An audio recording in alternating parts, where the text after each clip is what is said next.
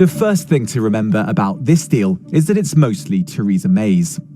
That means that Boris Johnson's deal still commits the UK to a £39 billion payment to the EU.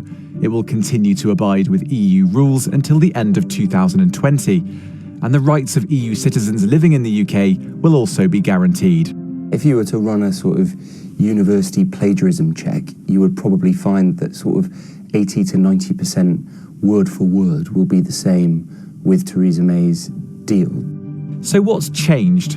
The differences are focused around Northern Ireland, a sort of hybrid arrangement that leaves it in the UK customs territory but in a de facto EU customs zone. In practice, this means goods entering Northern Ireland from mainland UK would pay no tariffs as long as they weren't at risk of going into the Republic of Ireland. A joint EU-UK committee would be set up to decide exactly which goods that would apply to. Crucially, that would mean some customs checks in the Irish Sea. The arrangement would also be subject to a Stormont lock, a consent mechanism that would allow Northern Ireland's Assembly to either back or get rid of the arrangements every 4 years.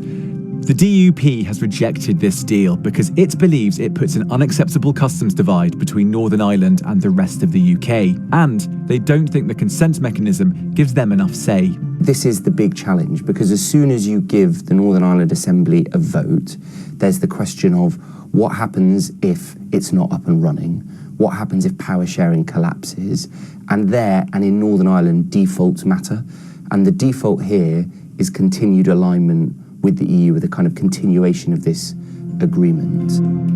There's one more big difference in the political declaration. Both the EU and the UK have agreed to negotiate a trade deal with the goal of zero tariffs.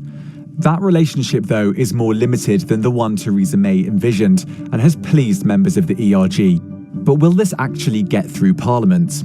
Well, that looks tough. Boris Johnson needs 320 MPs to vote for a deal.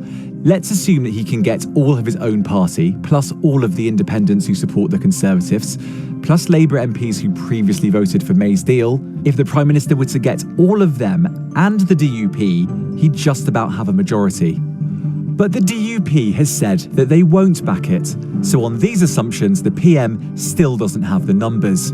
He simply has to convince more Labour or other opposition MPs to vote for it. And there's no guarantee that he can rely on his own side either. Some Spartan Brexiteers might prefer a no deal to Mr Johnson's deal, and not every Conservative MP he threw out is guaranteed to support their former leader. And of course, for every Tory MP that the Prime Minister loses, he needs to convince another Labour MP to vote against their party's whip.